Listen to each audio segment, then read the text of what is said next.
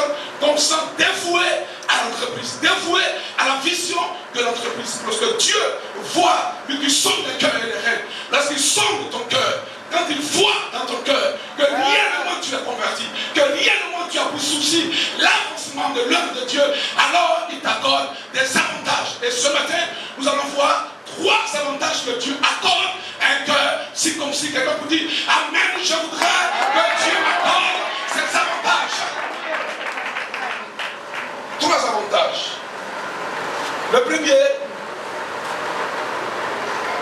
vous remarquerez que dans le texte qu'on a lu, il est question de Rebecca. Abraham qui s'est rendu compte qu'il était temps que son fils, qui avait environ 40 ans, Isaac, devrait se marier. Certainement qu'il a eu à parler avec son père. Dans cette époque, le fils n'avait pas la possibilité de choisir une femme pour lui-même. Et ceux qui le faisaient comme Ésaü l'a fait, ceux qui le faisaient, qui prenaient des femmes cananéennes, étaient en défaveur vis-à-vis de Dieu et vis-à-vis même de leurs parents. Et comme Isaac a grandi dans la voie de son père Isaac, du moins Abraham, il a grandi en selon les recommandations que Abraham, son père, qui craignait Dieu, lui avait données. Isaac a remis son sort entre les mains de son père Abraham, c'est-à-dire que c'était Abraham qui avait la responsabilité de choisir une femme pour son fils Isaac. À cette époque, c'était le père, les parents qui choisissaient, qui donnaient des recommandations par rapport à la femme de leur fils. Alors Abraham prend la responsabilité sur lui de trouver une femme pour son fils Isaac. Il recommande son plus vieux serviteur d'aller prendre une femme dans sa propre famille à lui. Parce que selon Abraham, les Cananéens ne craignaient pas Dieu. Alors il fallait une femme qui craignait Dieu et qui allait être une aide véritable pour son fils Isaac en vue de l'accomplissement de la promesse que Dieu lui avait faite, lui Abraham. Parce que cette promesse-là devrait partir de génération en génération. Et Isaac était la deuxième génération qui devait marcher avec cette promesse de Dieu.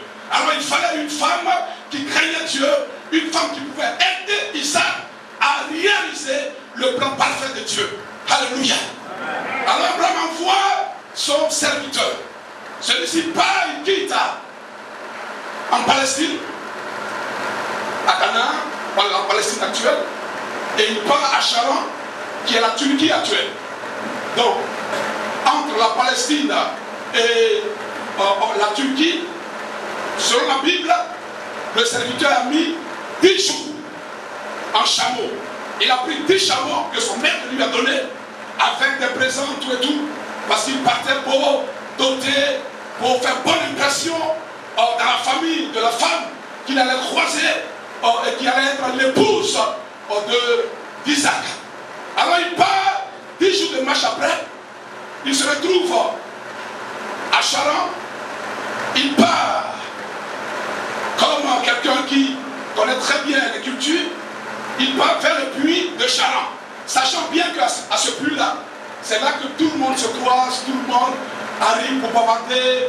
Les personnes que tu n'as pas vues il y a 1 mois, 2 mois, si tu veux voir ces personnes-là, pas au puits, tu trouveras facilement ces personnes-là. Alors le serviteur, sachant ces choses, part au puits, et la Bible dit, il a fait une prière, il a dit au Seigneur, Seigneur, la femme, parce que l'homme ne s'est pas tenu seulement à la beauté extérieure, il voulait en plus de la beauté extérieure, il voulait la beauté intérieure, pour que son choix soit en symbiose avec le choix de Dieu, pour que son choix soit vraiment le choix que Dieu impose à Isaac. Alors il fait la prière, il dit, Seigneur Dieu de mon maître Abraham, la jeune femme qui viendra, à qui je dirai, donne-moi à boire, et qui donnera aussi à boire au chameau, je saurai que cette jeune fille-là, c'est toi qui l'as choisie pour mon maître Isaac.